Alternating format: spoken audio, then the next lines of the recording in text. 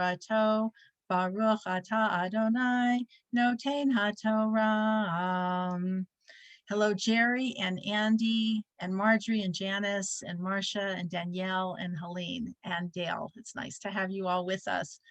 And we are a couple of things. As you all got my email that on Sunday, I'm having my book giveaway as part of the Jewish Experiences event. It's called Epic Sinai Pass. We are, instead of raising money, we are raising minutes of learning with a goal to celebrate for 4 weeks of learning and people pledging amounts of time, and our time that we spend together is included. So I hope you can be on my team, and or if you would like to have your own team, you can also have your own team. They would really like that. I'm just selfish and always kind of like people on my team, but I'm really supposed to be asking people to head up their own teams with your family, kids. It could be anybody. You could be spending time reading children, Jewish books. Someone did ask me, does it have to be Jewish learning? And the answer is yes, it does have to be Jewish learning, but it can be about any Jewish topic. So it could be about, something else, about visiting the sick, about tzedakah, about hospitality guests. It could be about anything, but it needs to be Jewish learning. And the goal is then on June 13th, to gather together for an outdoor concert to celebrate as 613 representing the 613 mitzvot. So it was in conjunction with that I thought, well, let me give people Svarim, books that they could use for their personal learning. So please come to my home on Sunday between 1 and 3 and pick a book or 2 or 3 or 4. Someone asked me if they were supposed to bring their books that they don't want. I'm like, no, please do not bring more things to my house. This is a one-way street here of things going. So I was saying to Misty that it's so much easier to give books away when I know that they're going to people I care about and not just making my house more empty. So thank you for helping me out. And my address, I'm going to put it in the chat here for you so that you have it.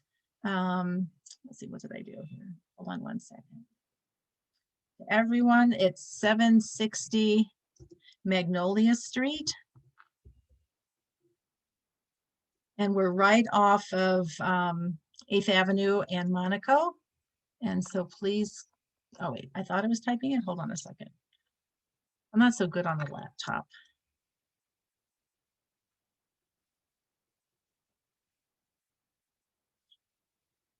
Okay. I'd love to have you and love to see you and love to share my books with you and have you join for the Jewish Experience event. Let me just let Rachel in and we will start. Okay. We are on today, the 32nd day of the Omer, but as Dale has for us up behind her, and one of these days she'll give us a tutorial on how to do that so that we too could do something clever. Lag BaOmer. So when I was growing up, I thought it was Lag BaOmer, L-O-G, BaOmer, because since you have a bonfire and that you use logs, that made little sense in my little head that that's what Lag BaOmer meant, like the logs for the fire of Lag BaOmer. So what's interesting is one year I did do a class about calling it Lag BaOmer, L-O-G, and speaking about that, and I'm going to introduce with that idea, because even though it was an undeveloped idea, there is actually something to be said for it, which is that the fire for Lag BaOmer is always made with remnants of stuff. If you go to Israel, what people make the fire out of is they don't go to the store and buy firewood. They go around and collect like old wood pallets, broken furniture, random things, that twigs, logs, whatever, something that nobody wants, that somebody has discarded. And then they make a big, huge pile and they turn it into a bonfire. So the word for a bonfire is a madura. A madura is a bonfire, and it's like huge bonfire. So what's interesting is that this wood that has no use to anybody creates an incredible amount of light and heat. And it's so, therefore, a very powerful message is just when we thought that something had no use whatsoever and was garbage and we're done with it, that you can release the energy that is still in it, because the fire that comes from in it is from the thing itself. The thing itself is, it's like you could say it's hidden holy sparks are locked in there. And there's really no such thing as trash. There's just something that we call trash, but it doesn't mean that it doesn't have light in it. And that can be a situation in our lives. It could be how we feel about ourselves, how we feel about another person, a situation. Is just when you thought it was nothing, it's actually something. And so Lag BaOmer really is the celebration of that, of releasing the sparks that are hidden in everything and everyone, and taking something that you thought was a nothing, and specifically that you thought was a nothing, because the kids go around really starting after Pesach, and they are collecting this wood. And, I remember being in a parking garage in Israel, and it was like around the time of Lag BaOmer, and our grandson saw like a pile of pallets, and he was like, "Oh, let's go get those pallets." We're like, "We don't have any room for pallets in our car." It was like, "I need them for Lag BaOmer." So what happens is everybody's eye is looking for that. So usually you don't have your eye open for garbage. Usually you have your eye open for something new and shiny. So this is where we're actually looking for things that look like they have no use, things, situations that look like they're done, and say, but there's potential in there. There is potential in there. How can I embrace it and release it? And that's really Lag BaOmer. So in that case, LOG, Lag BaOmer, instead of Lamed Gimel, actually makes some sense. And that's a little bit of an idea that we're going to talk about too for today, because we're going to talk about Lag BaOmer, which starts tonight. So it's tonight and tomorrow. It's the 33rd day. It ends the restrictions that people have been observing of not getting married, not getting haircuts, all those things, not having live music. All of that is going to be done starting tonight for Lag BaOmer. So I'm excited to play music again, I can tell you, and to get a haircut. So this is the start of Lag BaOmer. So what is Lag BaOmer, and what are we celebrating? So the first thing is, it's kind of a demarcation between of the 49 days that we are counting between Pesach and Shavuot.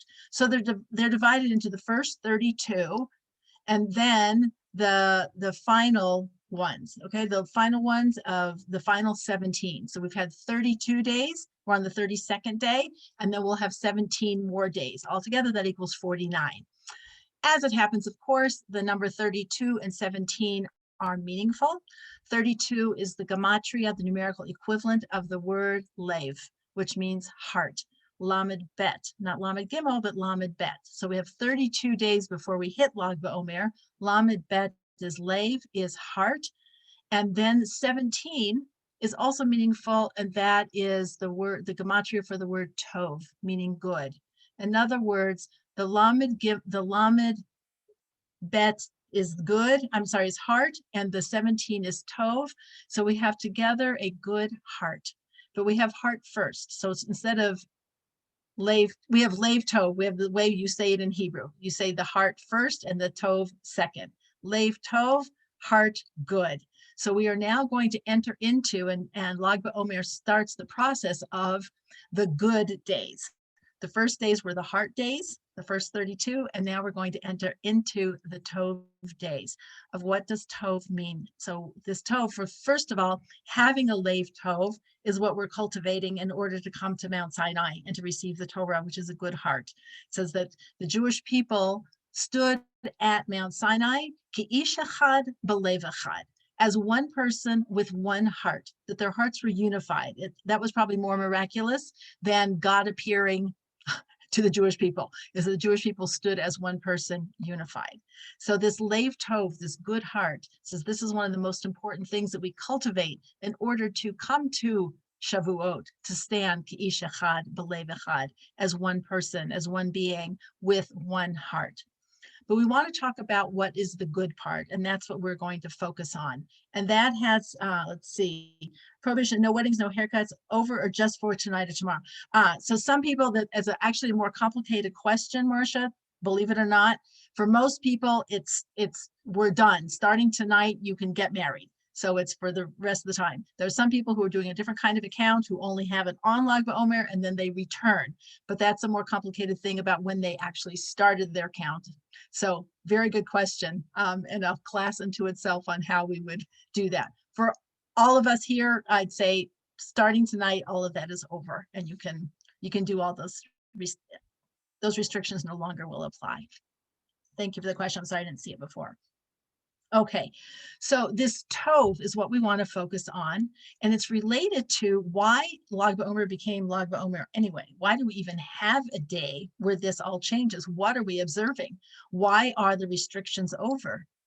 So because we've been in a state of semi-mourning. We've been in a state of semi-mourning since the second day of Pesach. So what are we mourning? It says we're mourning Rabbi Akiva's students. 24,000 of his students died between the time of Pesach and Lag BaOmer. And Lag BaOmer is when they stopped dying. Now, that sounds good that they stopped dying, but the one question is, why did they stop dying? There was nobody left. It's like celebrating that when your house, God forbid, burns down, and you celebrate the day after the house burned down. It's like, there's no more fire. It's like, well, that's because there's no more house. So that seems like a little strange to get so excited about. Like, what does that even mean? That you celebrate the end of the destruction because there's no more destruction. So what does that mean? It really means, from Rabbi Akiva's perspective, it says this is the day Lag BaOmer is when he started over again. He started over again.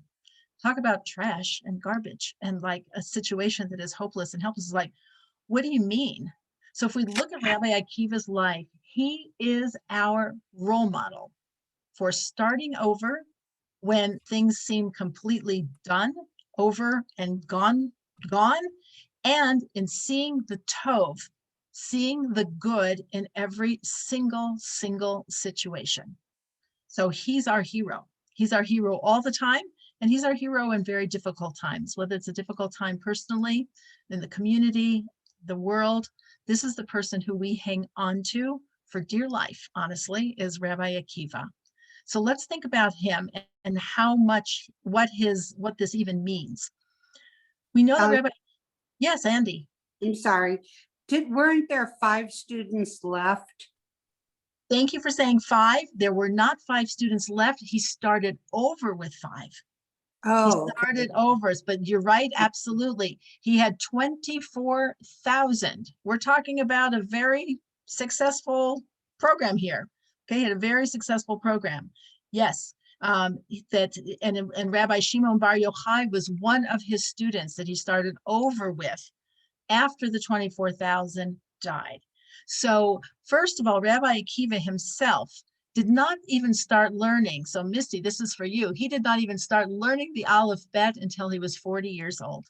He was 40 years old when he first started. And then he learned, and with his wife's encouragement and pushing and promise, he was away from her for 24 years to learn. He came back with all of these huge number of students, very successful, and then they all died. But how old was he? If he didn't start until he was 40, and then he's learning himself, and then he's away, we're talking that he's at least has hit theoretically retirement age. Okay, theoretically, he's at least hit retirement age. So starting over wasn't just like, oh, now I'm starting over a new career because this one was so successful, so I'll start something new. It's like, no, I invested my whole life in something that has now literally been destroyed. And so what do? You start over. You start over. It says he traveled down to the south of Israel, and as Andy mentioned, he found 5 students to start over with. Included is Rabbi Shimon Bar Yochai, who is an overlay also on Lag BaOmer and has even more has also related to the fire, because his yortzeit, the day of his death, he died on Lag BaOmer, and he died happy. He died happy. So it's called a hilula, a celebration, which usually is not like a Jewish concept, a hilula of a celebration of someone's death. But when you die because you have fulfilled your complete purpose in this world, that's something to celebrate. We celebrate when people are born. Who knows what they're going to turn out to be? We don't know. But when someone's at the end of their life, we know who they became and what they did and who they were, and we celebrate it. So it's Rabbi Shimon Bar Yochai, is Lag BaOmer, is his yortzeit, and it's totally appropriate that he would then, he's also linked with Rabbi Akiva. So here's this man, Rabbi Akiva, who starts his whole journey at such an advanced age. And just mind you, too, when he got married, his wife came from a very wealthy family. And his wife, Rachel's father basically disowned his daughter and Rabbi Akiva, and they lived in complete poverty. So not only did he start over at this late age, but they had nothing. So the only thing they had was straw, and that's all they had was straw. That's all they had, and that's pretty nothing. And that they were willing to do it in order to learn Torah, and that was Rachel wanted her husband to learn Torah and become a scholar. So this was him. He started late. He incurred tremendous difficulty along the way, kept on going. 24,000 students die. He travels down south, gets 5 more people, and starts over. But that wasn't it. It says Rabbi Akiva's whole approach to life was about seeing the good. So you might wonder, how did he come to that perspective? So you've probably have heard the phrase Gamzu Tova. This is also for the good. And that it was coined by a rabbi who was called Rabbi Ish Gamzu, that he was the person who always said, Gamzu Tova, it's also for the good. Doesn't mean it's pleasant. It doesn't mean that it's pleasurable. It doesn't mean any of that. It means that it's tov, which means it serves God's ultimate purpose. That's the definition of tov. It serves God's ultimate purpose, even if I don't understand it, and even if I don't really like it. And it's painful because everything is marching toward God's ultimate plan being fulfilled. So he would always say, Gamzula Tova. So Rabbi Akiva studied not just learning the Aleph Bet, but even more importantly, learning a fundamental approach to life that he had. Now, he must have already had some of that because he wouldn't have become a student at the age of 40 had he not already had that in him. You know, there are people here who beautifully are starting to learn Hebrew at, advanced ages. And kol hakavod, like congratulations. Most people are like, you know what?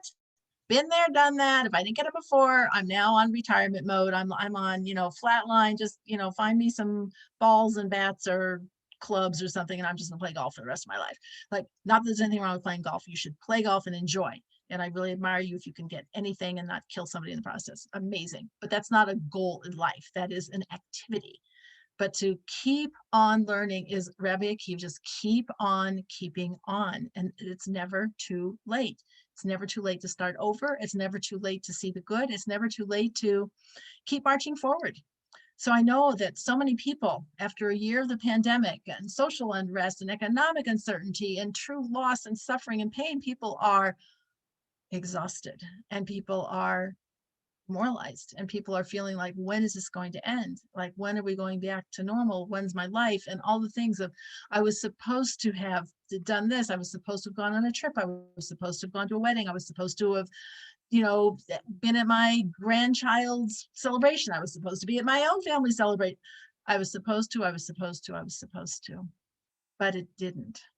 And so the question is, and now what? It's like, just keep moving forward. So I just want to offer, because I learned this in Hebrew and I was so excited, that there is a word in Hebrew that means supposed to, like I was supposed to have. And the word is amur, which is really interesting because this week's Parsha is Emor, and they're spelled exactly the same way. Aleph Mem Vav Resh, Amor. I was supposed to, I should have, Amor. I was supposed to, but I didn't. And so what? So our answer is that we don't wallow in this shoulda, woulda, coulda's, and we just say, and now what can I do now? What's my option now? What's the choice that is the most tov choice? What is the option that I have? That was Rabbi Akiva. So how do we know this? We have several stories, and one of them may have, I don't know if you did it in your Seder, but it's part of the Haggadah. And it's always, if you have people reading out loud, it always kind of throws them because there's some tongue twisty words. So if you might remember, in the Haggadah, the story, it says, it is told that Rabbi Eliezer, Rabbi Joshua, Rabbi Elazar, the son of Azariah, Rabbi Akiva, And Rabbi Tarfon all sat all night in Bnei Brak telling the story of the Exodus from Egypt. Towards morning, their students came to tell them that it was time to read, it says the morning prayers, but what it really says is Zman Kriyat Shema Shel Shachrit. It's time to say the Shema of Shachrit. He's like, what is this? First of all, these are like all the illustrious rabbis of the time. Why aren't they home with their families? You don't go like hang out with your fellow Rebbe's, on Pesach. You are home with your families. Like, why were they in Bnei Brak? Who were they with? It's like, who lived in Bnei Brak? It says Rabbi Akiva lived in Bnei Brak. These rabbis all came to him. Like, why? It says it was after the destruction of the temple.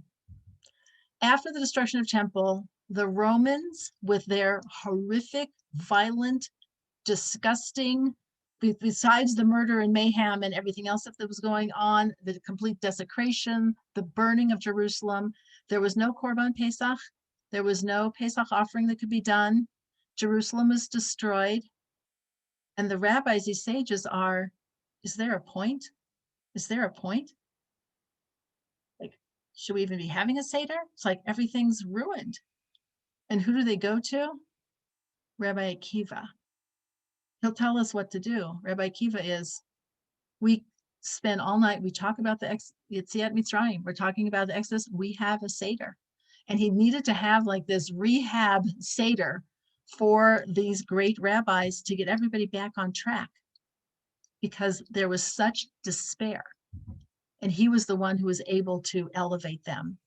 And when the students come, it's like, what is this thing with the students come? It's time to say the Shema. It says, what's the Shema? It says the Shema, when we say that, it's an affirmation of God's unity. Sometimes we think is, well, because we believe in one God and not two, like that's the most basic aspect of monotheism. That is not what the Shema is. The Shema is an affirmation of the absolute unity and singularity of God's existence, that everything is under one container. It's all coming from one place called Echad. Shema Yisrael, listen Israel. Adonai Eloheinu, your God that is Eloheinu, which is from the side of din and judgment, where we experience things as being difficult and harsh, and what are you doing? Adonai Eloheinu, Adonai Echad. It's the Yud He Vav He name of Adonai, which is from the side of Rachamim, of compassion. It's all one. You experience God is this, God is that. It's like it's all coming from one place. That was the message of Rabbi Akiva. So when the students come, Rabbi Akiva's students come and say, it's time to say Shema of Shachrit. It's a new dawn. It's a new day. And yes, like things are still burning, or, things are so destroyed and we can't even imagine what's going to be. The answer is put one foot in front of the other, get up, and it's time to say Shema. It's time to affirm the unity of God's reality and that everything is happening under one roof. It's all coming from one place. This words of, yes, Helene. So it's, I think from my knowledge is that you would say, or someone would say to you, the Shema when you're dying. So how is? Yes, we say the Shema a number of times. We say the Shema twice a day. You're supposed to, we say it in bed before we go to sleep, Right. Because should we not wake up, that would be the last thing we say before we died. That's why you say it on your bed. And then we say it as part of the morning davening, and we say it in the evening davening. So we repeat the Shema. So the obligation is to say it twice a day. And we say it also, like, if God forbid, if you feel like your life is, God forbid you're in a life-threatening situation, you say the Shema. You say the Shema, because that is our testimony. Because Shema is not a prayer. It doesn't say, God save me. It says, God, everything is coming from you and you are one. You are one. Okay, so yes, we say it at other times. That's why if you are with somebody who is about to pass away, you say the Shema with them also, so that they can affirm God's oneness.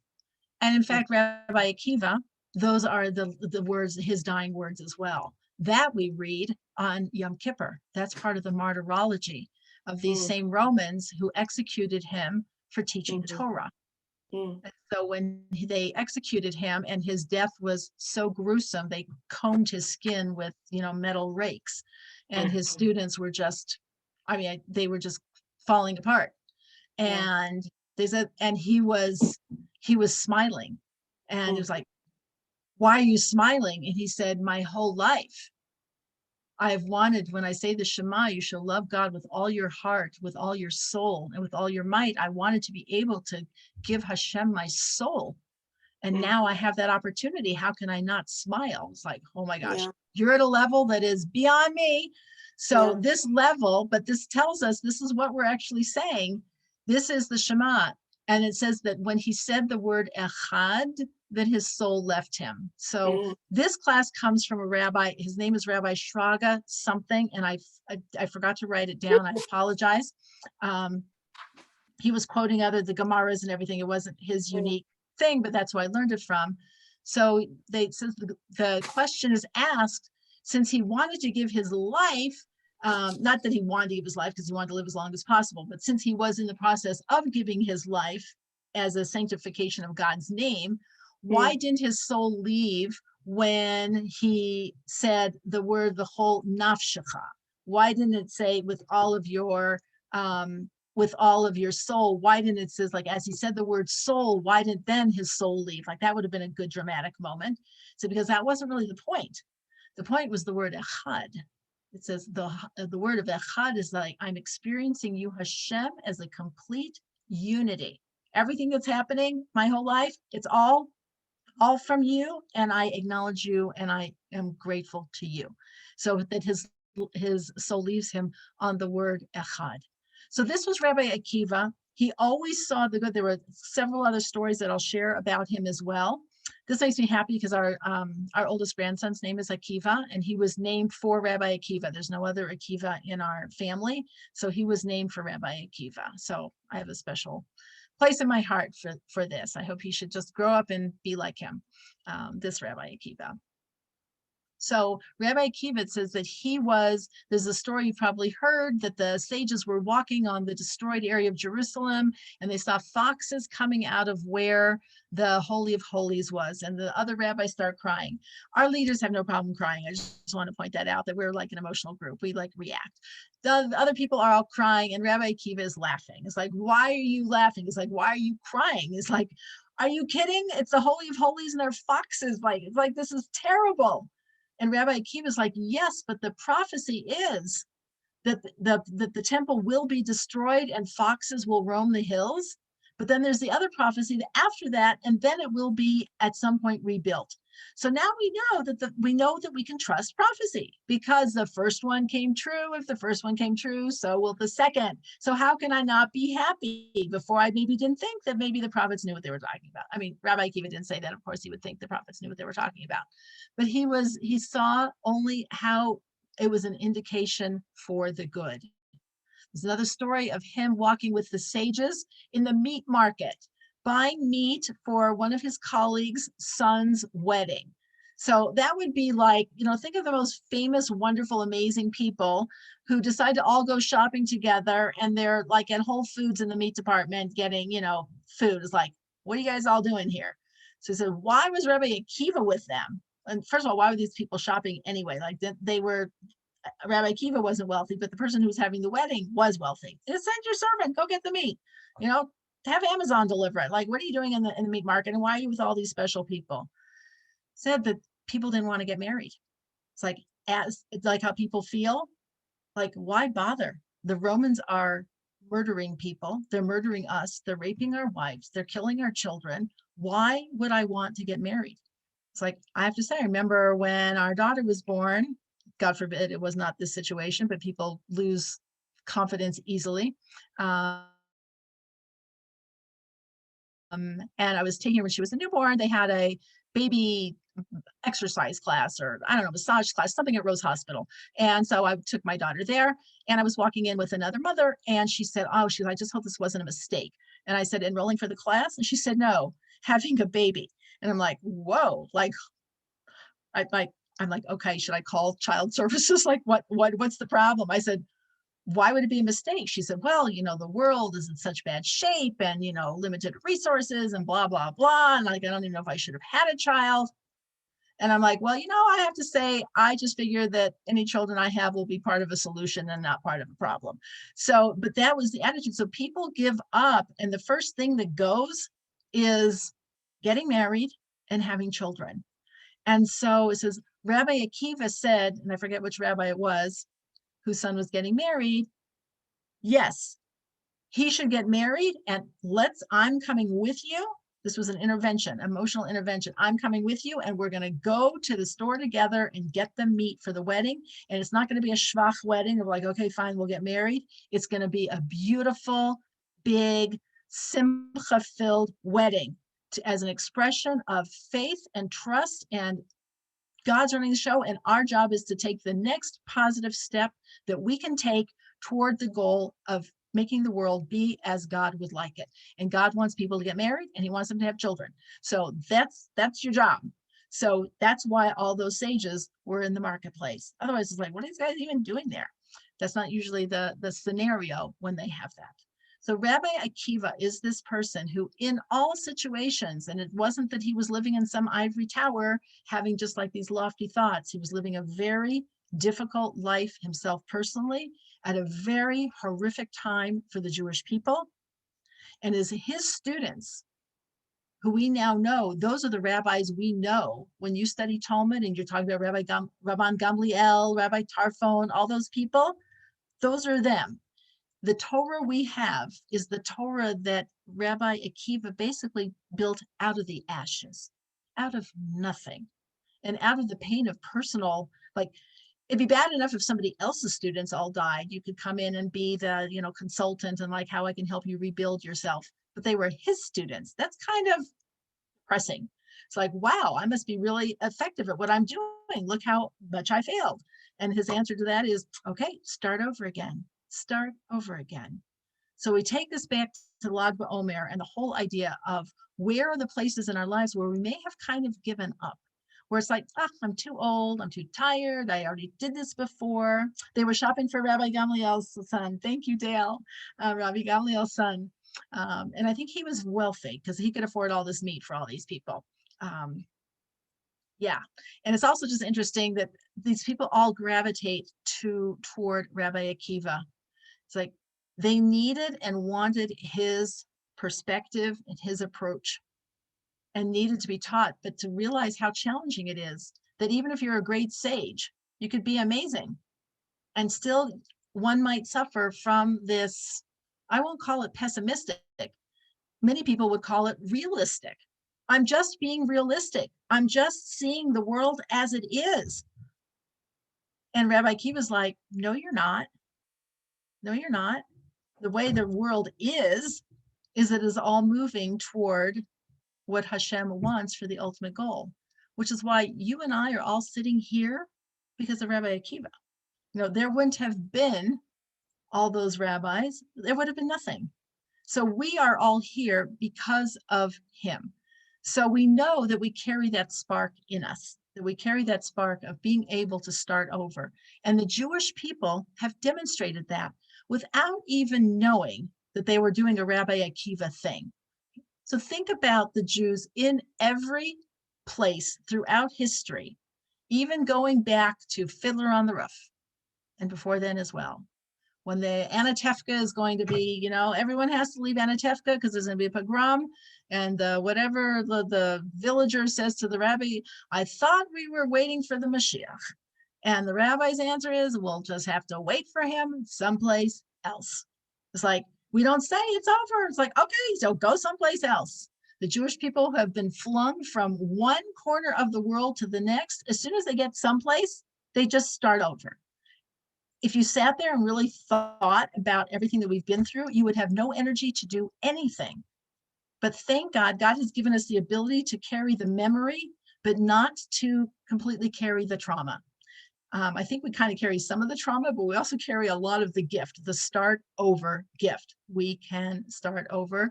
And every situation, no matter what, carries the possibility for responding in a way that is positive. So the rabbi who I heard this shir from related a story that I had heard before.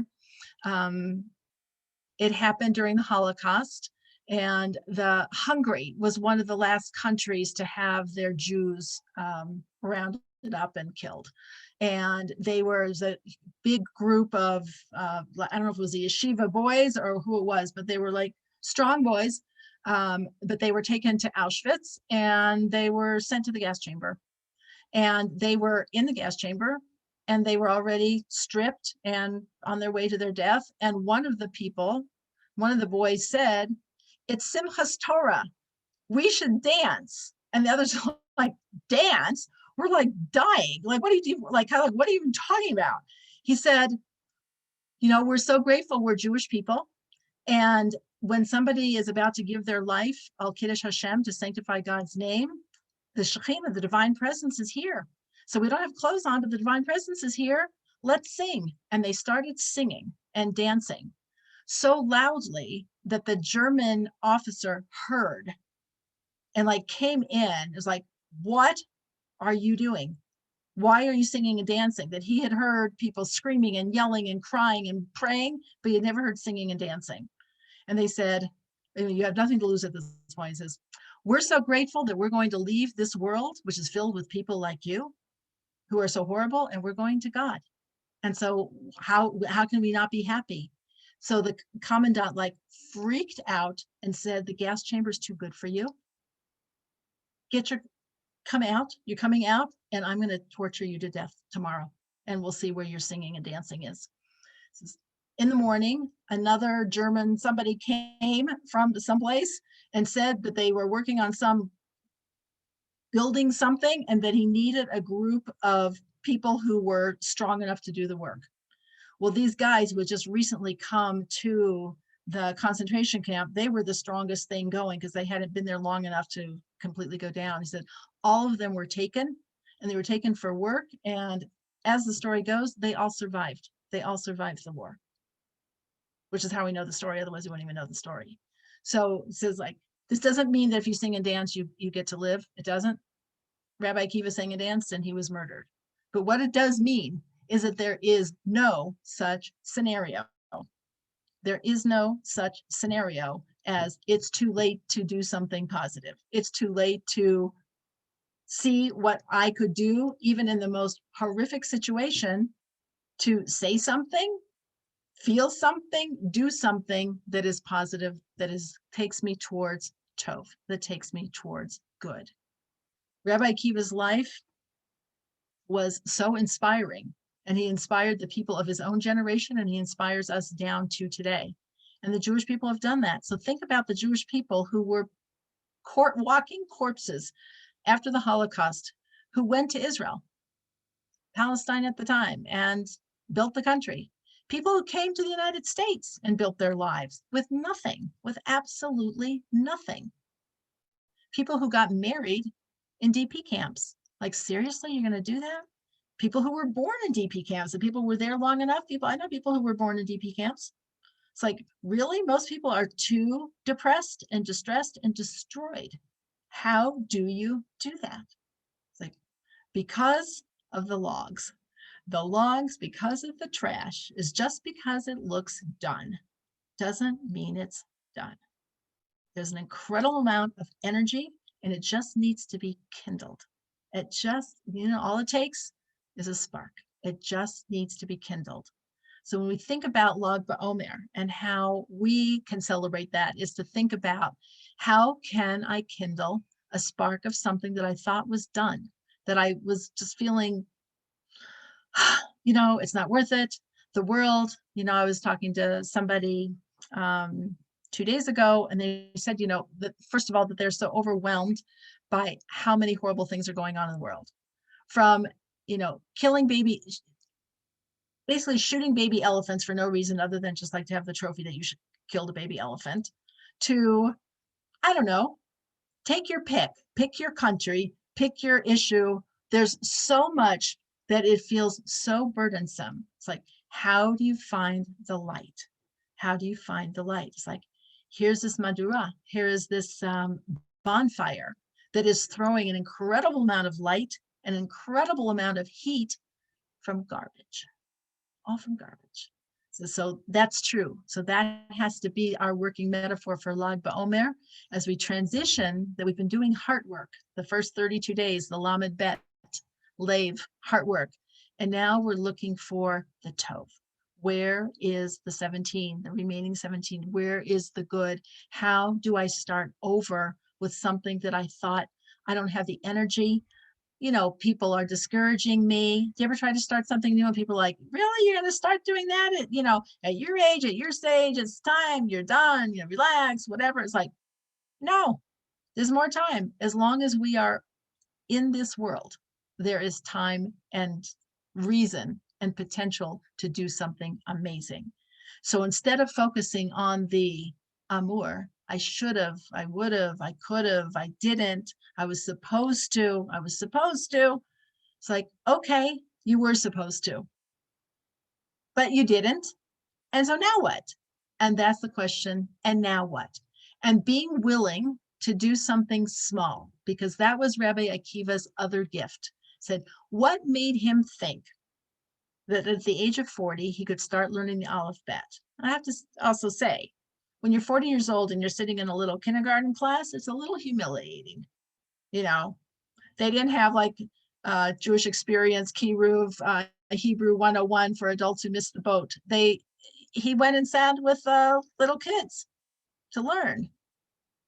So what even made him think that? So the story is that he saw rocks that had been worn smooth by water flowing over them. He said, if the gentle water flowing over rocks can smooth them out, then the water of Torah can make an impression on me. And it's never too late. And he was willing to start from the beginning and to start slowly and with just a little. As we know that when he started with his new students, he didn't go round up and say, I'm taking applications for 24,000 students. He said, let's start with 5. We're talking about like a focus group. Let's start with 5. Take it from there. It says, just start with something. Just start with something. And those little steps along the way, they make a difference and they add up. They make a difference and they add up. So just in the realm of fire, that each log, you know, if you ever notice that fire has I don't know if it's exponential, but when you pile one log on top of the next, that fire is so hot, you can't really even be near it. It's not like a campfire. It is very, very hot. It reminds me of Hanukkah, you know, when you light your candles, the first time, for those who light candles, when you light a candle, the first night, the candle lasts, let's say it lasts 20 minutes. And the second night, how long does it last when you have 2 candles? It doesn't last 20 minutes because the heat from the 2 of them, like, yeah. And by the 8th, you know, it kind of goes whoosh, and then like, that's it. So it's like there is a compounding impact from this slow, small additions, which also takes us all back to the counting of the Omer. We count the Omer one day at a time. We don't have like a advanced Omer thing where you can get all 49 days in just 6 days. It's like, no, it takes 49 days to do the 49-day count, because process is what we're talking about. And that is ultimately when we're talking about seeing the Tov, of seeing the good. We're saying that there is a process underway, the process of creation with a destination, that the journey is long. The journey is very long. And so at sometimes, you know, at some points, it seems like nothing's happening at all. You know, we're going through our house and, you know, starting to like clear things out. And so my husband, Steve, he handles all the money, financial things, since he is a financial person. And he had folders that had receipts from all stores. Like he just had them. They're all very neat and very organized. So looking through them, and he's brought me up like a bunch of them. He said, here's a history of retail in Denver, Colorado.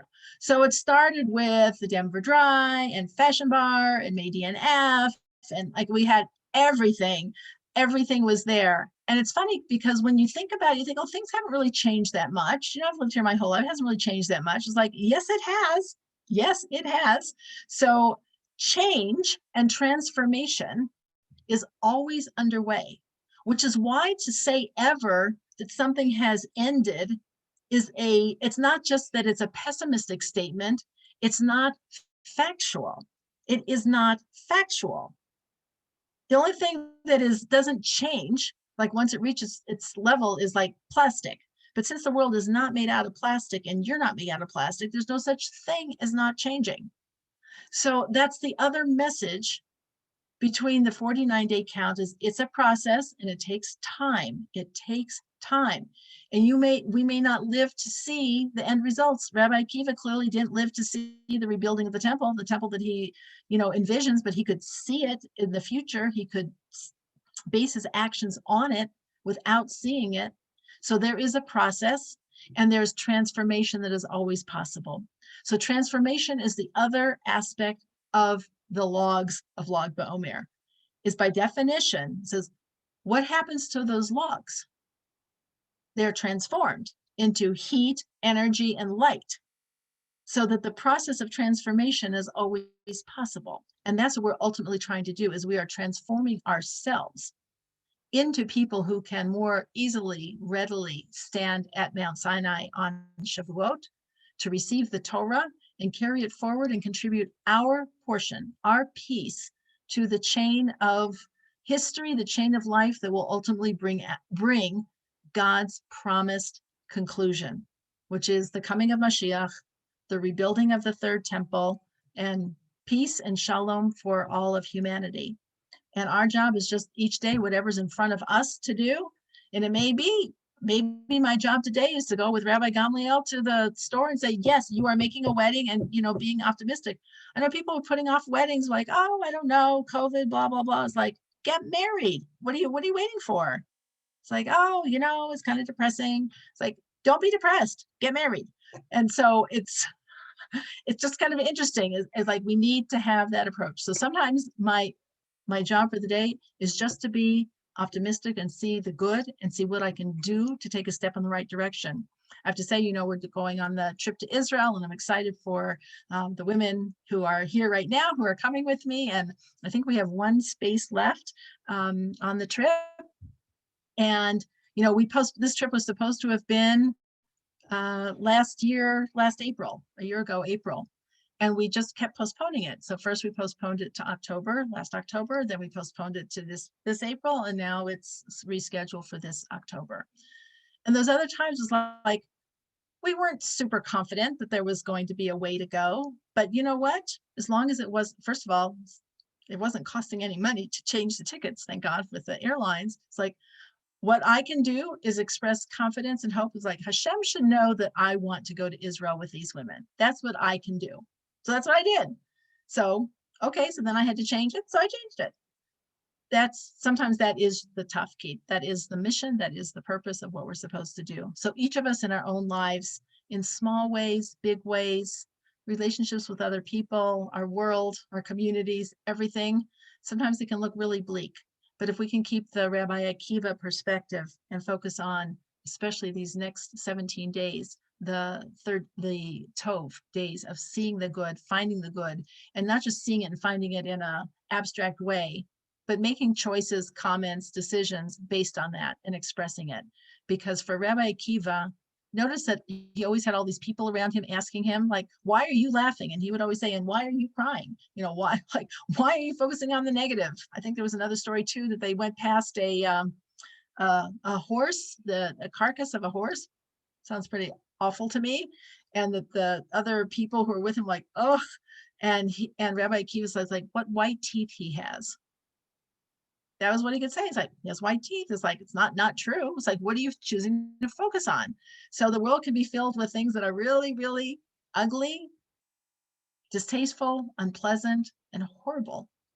And yet there is still the possibility to operate from the place of Tov. And that was Rabbi Akiva's life and legacy to all of us. So we celebrate, yes, the students stopped dying because there were none left. And Lag BaOmer is, and so what do we do with that? We start over. we start over. So we start over, we burn those logs, we find the trash in our life and say, there's still something here, there's still some potential here. I know the world's into now recycling, upcycling. I love that show. You go where people go to the flea market and they have to buy something and they have to turn it into something else and then sell it for a lot of money back at the flea market. And most of the things that people find, I'm like, what in the world would you do with that? So there are a lot of situations in our own lives where our response is, what in the world should I be doing with this? And the answer is, there's something positive that can be done, and our job is to find it and to do it. If only we had a Rabbi Akiva around to advise us, it would be a lot more helpful, but we have each other and mostly have the mindset to know that it's possible. And Dale, thank you for having that blazing fire behind us there to remind us of all the light, heat, and potential and transformation, because that's ultimately what fire is all about. It is the most transformative thing that exists, which is probably why we're so drawn to it. You ever see kids around a fire? It's scary. It's just like, you know, it's like, stay away, stay away, stay away. Like they're just like this. Fire is so intriguing to us. And it's ultimately because the ability to transform something. You take something that looks like a nothing and it turns into this blaze. It's unbelievable. So we have a blaze of potential within us. We want to make sure we ignite ourselves so that we can reveal that. And our job is mostly to find that and reveal all of that tov that is in the world, that Hashem is waiting for it to become fully bright so that we can also say echad. It is one. It is all one story. God willing, that's the job of the Jewish people. It's the job of each of us individually, for ourselves, for others. And God willing, we will be successful doing that. And we will really have a true Yom Tov, a holiday, a good day of the Yom Tov, the good day of Lag BaOmer, which celebrates the switch from Lev, heart, to Tov, to good. And we celebrate that tipping point where we go from one to the next as we get closer and closer to Mount Sinai. Thank you. If anybody has any questions or comments, please. Oh, I have a question. I put this in the chat. Thank Maybe you didn't see it. Oh, I'm sorry. Yes, thank you. I see that now. That's about the 33rd day. The Omer is Hod within Hod. Yes, yes, yes. Thank you, Misty. I meant to say that. So thank you. We are in the week of Hod, which is about yielding. It's also about acknowledging. It's the root of the word Todah, comes from Hod. Hod are also the middle letters of the word Yehuda or Yehudim. So it means like we are the ones who acknowledge and yield and say thank you to God. And the Lag BaOmer day is the day of Hod. So it is yielding within yielding, acknowledgement within acknowledgement, gratitude within gratitude, which completely fits with this idea, because when we can see the good, we can be grateful. That's what Rabbi Akiva kept saying. I'm grateful. I see the good. So it is the ability to see it. You know, sometimes it's hard to see the good when it's all around us because we take it for granted. So that's one challenge. Then we have our expectations, which make us feel so entitled to whatever we have. And so we have trouble having gratitude because we thought we were entitled to it. And then we have situations that truly are bleak, and nobody would, you would have to be foolish to say that this is not a very challenging situation, and to be able to find the good in that as well and to say thank you. So thank you very much, Misty, for saying that. Also, the idea of, I guess, Dale, go ahead. I can see. Oh, yeah, I had just a comment and a question. So my comment was, whenever I see a bonfire, and of course, as a kid and at camp and everything, I always love bonfires. But to me, it's light, and it's like that light at the end of the tunnel. So yes, you've been saying, like Rabbi Akiva was a cup half full kind of guy. He was able to see the light. And then my question was, I had heard it somewhere back then. I put in the chat. Have you heard that Rabbi Ben Yochai was reincarnation of Moshe Rabbeinu? I haven't, but I wouldn't be surprised. But I have not heard that. I have not heard that. I did hear that Moshe was shown in a vision Rabbi Akiva's death.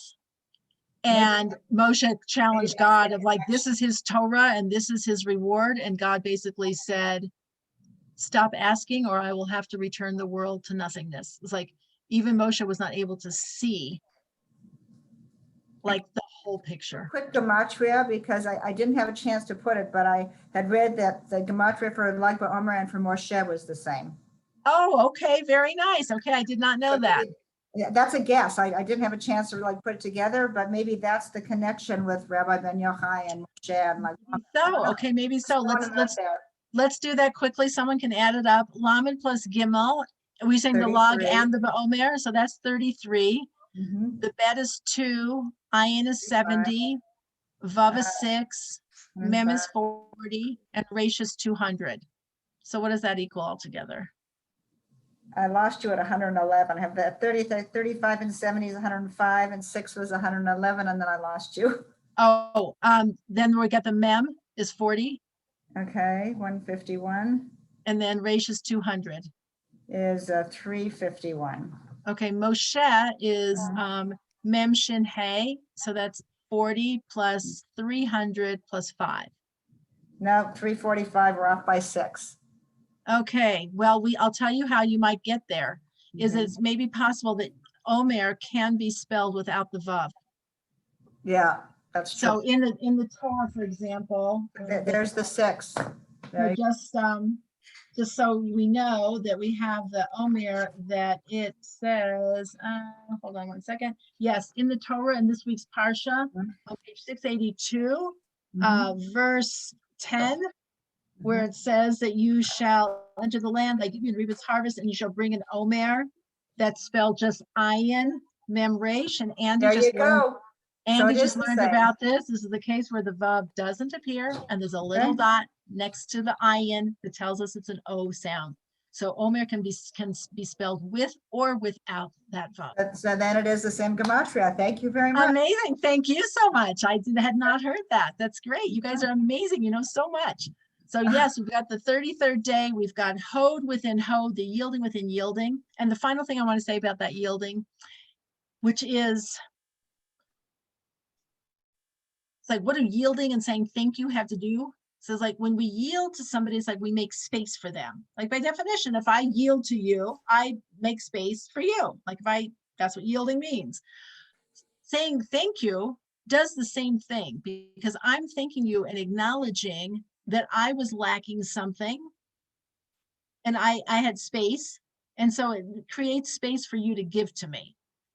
The more we say thank you, the more space we create in ourselves to receive, which is really interesting because sometimes people don't want to say thank you because they want to be self-sufficient. It's like, do you know that the key to receiving more is to say thank you? And think about just the dynamic of people you know, whether it's children, relatives, nieces, nephews, friends. The person who says thank you to you for what you give them, don't you just like want to keep giving them more? It's like I think one of the laws of spiritual physics.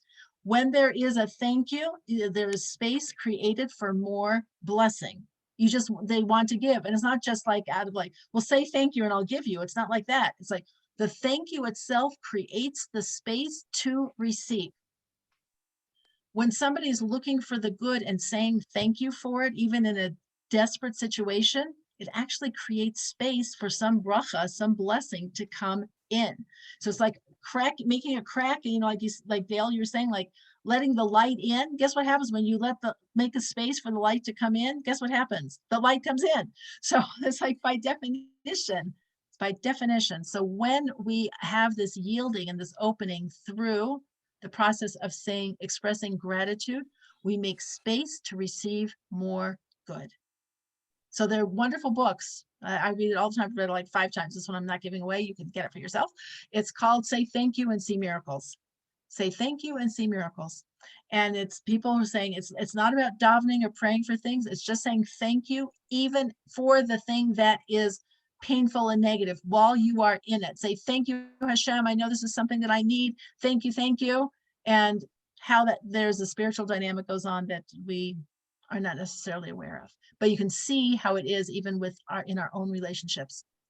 Thank yous, as kindergarten teachers call them, those are the magic words, please and thank you, right? There's a reason we teach those. Hello, Daisy, yes. Oh, Daisy, we can't hear you, but I see that your microphone is on. So let's see, where did you go? Oh, there you are, okay. We can't hear you. If you want to type it, do you want to put it in the chat for us? You always have such wonderful things to say. I'm sorry.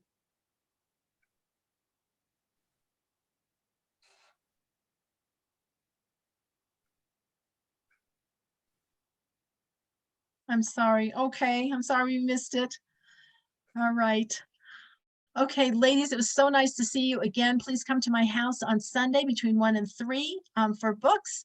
And I'll look forward to sharing them with you, and have a wonderful Lag BaOmer. I hope it is a time of good, seeing the good, doing the good, finding the good, and making it just light up everybody's lives. And guess who benefits most from the light that we find in all situations? Me, myself, and I.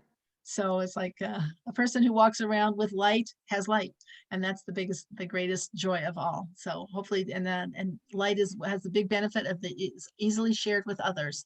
You know, when kids are little and they don't want to share toys, but sometimes they say, you can't watch my show, or something like on TV, you can't watch my show, as if sharing the show somehow diminishes the amount of show they get. So the good thing about light is that it's available for everybody. So thank you very much. Have a wonderful Lag BaOmer. Should be inspiring, and have a great Shabbos. And I'll look forward to seeing you either on Sunday or next week. Take care. Thank you. My Ellen. pleasure. Yes. Wonderful. Oh, I just said thank you. Oh, yes. Thank you, Janice. All right. Ladies, I will see you soon. Good Bye, Shabbos. Esther. Good Shabbos. Take care. Bye-bye. Beautiful.